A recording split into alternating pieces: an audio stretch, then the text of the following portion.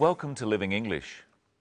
Today, we'll be looking at letters and messages and the best way to ask someone to do something. First, here's the latest episode of our drama, Sisters and Brothers. Steve is taking Anne back to her hotel after their day at the wildlife park.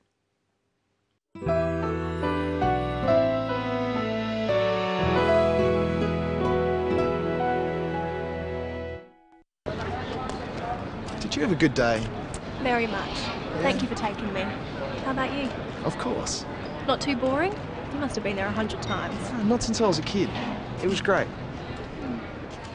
Do you like Chinese food? I love Chinese food.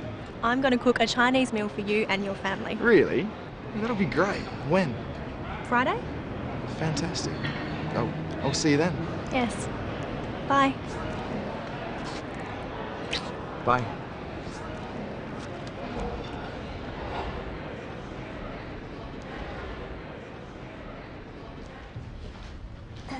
Excuse me. Sorry, Miss Lee, I didn't see you. Could I have my key, please? Certainly. Here you are. Oh, and there's a message for you.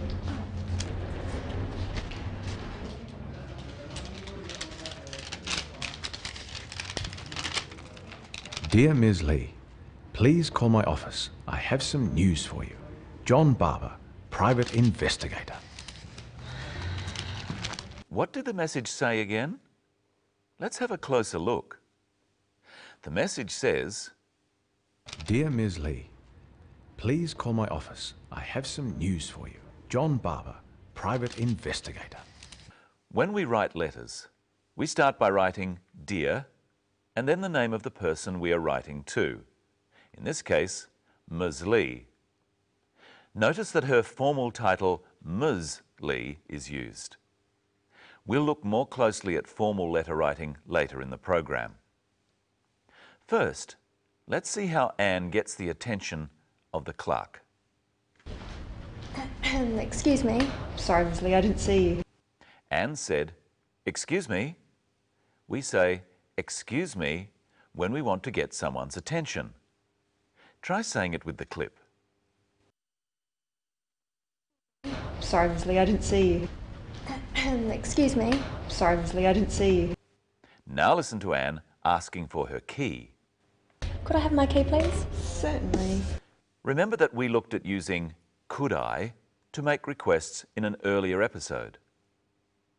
The best and most polite way to ask people to do things for you is to make requests. You have to be careful that your request doesn't sound like an order. You say could I at the beginning and please at the end. Could I have my key, please?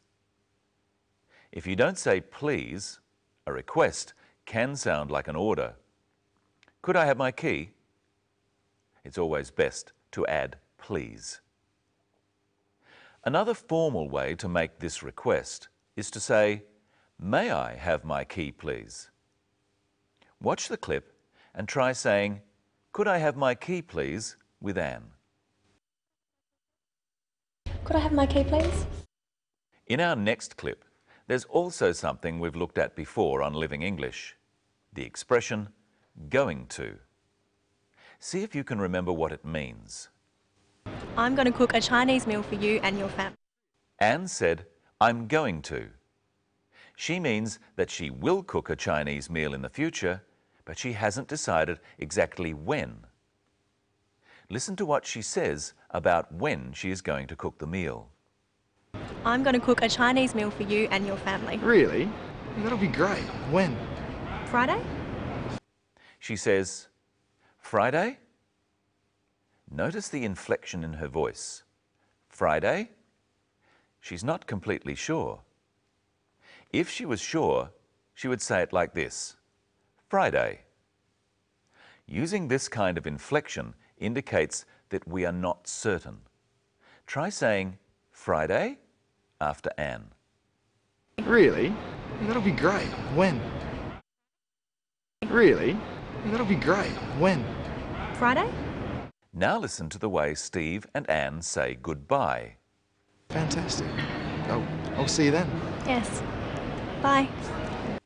Bye is a casual way of saying goodbye. It's like saying see you later or see you. Fantastic. I'll see you then. Yes. Bye. Now let's go from the informal to the formal. Informal means casual, friendly, not official. Formal means official, not casual. Usually, formal letters are to people you don't know. For example, a job application or something related to work. You always start with something called a salutation. You write "Dear" followed by the formal name of the person you are writing to. If you were writing to me, you would write "Dear Mr. Whittle." If you don't know the name of the person you're writing to, write "Dear Sir" or "Madam." When you finish the letter, you write "Yours faithfully" followed by your name. If you use the person's name, it's the custom to write "Yours sincerely" followed by your name. It's time to say hello to Michelle. Hello, Michelle. Hello, Brenton. Hello, everyone. Do you write letters? Not very often. I use email and text messaging. Excuse me, I have a message now. What does it say? Please pick up milk. What does that mean? It means that my friend wants me to buy some milk on the way home after work. People don't use lots of words for messages and they leave some out. It still says please. Yes, that's because it's a request, not an order. How would you make the same request in ordinary speech? Say it after me. Could you pick up some milk, please? Let's listen again to Anne making a request. Could I have my key, please? Certainly. Here you are. Here you are. You say, here you are, when you give people things. Give it a try. Ask me for something. Okay. Could I have your phone, please? Yes. Here you are. Thank you. Now it's your turn. Say, here you are, with the clip. Could I have my key, please? Certainly.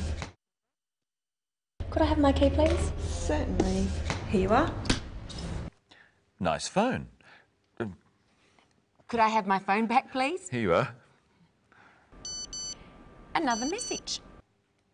What does this one say? It says, sorry, forget milk. What does that mean? It means that I don't have to buy the milk. I should forget about it. It doesn't say please, it says sorry. Why? Well, he's apologising for making me think I had to stop and buy some milk later. He doesn't write please because he's not asking me to do anything. We sometimes say sorry to be polite, like in this clip. Excuse me. Sorry, Ms. Lee, I didn't see you. Try saying sorry, Ms. Lee, with the clip. Excuse me. Excuse me. Sorry, Ms. Lee, I didn't see you. There are a few phrases in English which can be used to say sorry or apologise. Let's practice them. Sorry. That's okay. When we bump into someone or have a small accident like this, we often just say sorry. Try it at home. Sorry. And in reply, I say, that's okay. Try it home. That's okay. Or I could say, that's all right. You try. That's all right. And here's a common Australian phrase. No worries. You try. No worries. Let's look at some other ways of saying sorry. You can say, I'm sorry, or you can say, pardon me. Try it at home. Pardon me. Another way of saying it is, I beg your pardon. This is more formal. Try it after me. I beg your pardon. This is a more serious apology. Like this. I beg your pardon. So sorry. No worries. We use the same phrases if we don't understand something or don't hear it, and we want the person to repeat what they said. Excuse me, Yes. do you have the time? 8:30. I beg your pardon? It's 8:30. You can also use I'm sorry or sorry in the same way. Excuse me, Can I help you? do you have the time? 9:10. Sorry? It's 9:10. Thank you very much. But notice how the inflection changes from when we say sorry to apologise. We'll show you. Sorry. That's all right. Sorry? I said that's all right. There's no need to shout.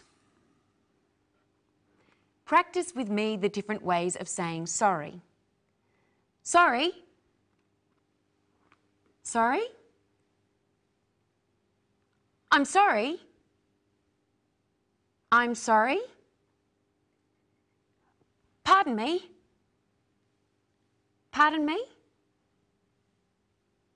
I beg your pardon. I beg your pardon. Let's look at another clip now. You must have been there 100 times. Not since I was a kid. Anne says you must have, or you must have been there 100 times. What does she mean by that? She thinks it's certain that Steve has visited the wildlife park many times before. So I could say to Brenton, you must have seen a kangaroo before. Yes, I have.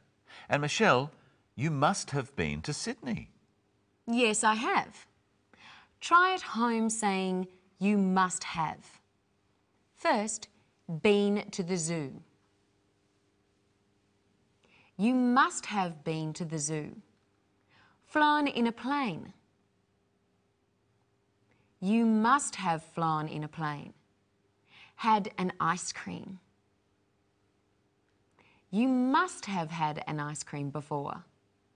There's one thing in that clip that's confusing, Michelle. What's that? Well, let's watch again. You must have been there 100 times. Not since I was a kid. Steve says, not since I was a kid. But a kid is a baby goat, isn't it? Yes. But kid is also slang for young boy or girl. So what are the other words for people at different ages? Well, we start off as a baby. The plural is babies. Then when we start to walk, we're called toddlers. Young boys and girls are called children. One is called a child. And then we are called teenagers, from the age 13 to 19. And then adults. And that's all we have time for today. Next time, we'll look at reporting the past and using did and didn't.